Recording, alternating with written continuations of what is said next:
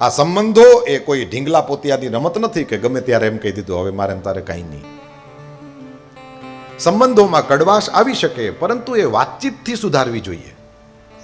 કેવળ અહંકાર એનાથી કંઈ વળે નહીં. કોઈ જાતનો સંવાદ ન થાય તો એનાથી કંઈ વળે નહીં. અને જેટલો મોટું માણસ, યાદ રાખજો, નાનું છોકરું હોય ને બહુ જલ્દી એ ભૂલી જતું હોય છે, પણ મોટા થતા જઈએ એમ આપણે આ ચીજને ગુમાવીએ છીએ. અને કોઈએ માન આપ્યું હોય તો એ આપણે બહુ યાદ રાખીએ, અને કોઈએ અપમાન કર્યું હોય તો એ તો એનાથી વધારે યાદ રાખીએ. અહંકાર છે આ. આને ઓળખો, પકડો અને દબાવો.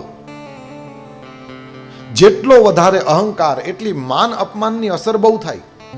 ધુંધુકારીએ લાત મારી દીધી ધુંધુલીને, આત્મહત્યા કરીને મરી ગઈ. એને કેટલું ખરાબ લાગ્યું, કારણ અહંકાર. દક્ષને અહંકાર ના હોય તો ભોળાનાથ ઉભા ના થયા એનું પેલું જ થવું જોઈએ ને. સંબંધમાં તારા જમાઈ છે બરાબર, પણ આખા જગતના બાપ પણ છે.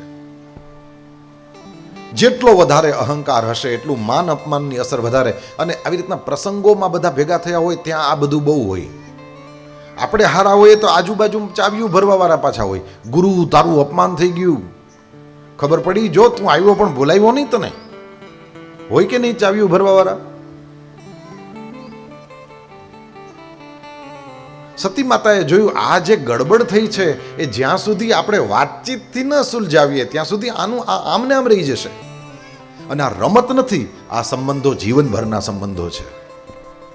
ભારતની આ સંસ્કૃતિ છે. કેવળ બે જણા નહીં, આખા પરિવારો જોડાતા હોય છે. અને ત્યાં કોઈ અહંકાર માટે જગ્યા નહીં. ઉલટાના એવે સમયે ભેગા થવા જોઈએ કે હવે અમારી સંખ્યા મોટી થઈ ગઈ, હવે અમને કોઈ પણ જાતની મુશ્કેલી થાય તો અમારી બાજુમાં મારો વેવાઈ ઊભો છે, કે મારા વેવાણ ઊભા છે, કે મારા સસરા કે મારા બાપ ઊભા છે. આવી રીતના લોકો પોતાની સંખ્યા વધેલી જાણતા હોય છે, અને એમ જ થવું જોઈએ.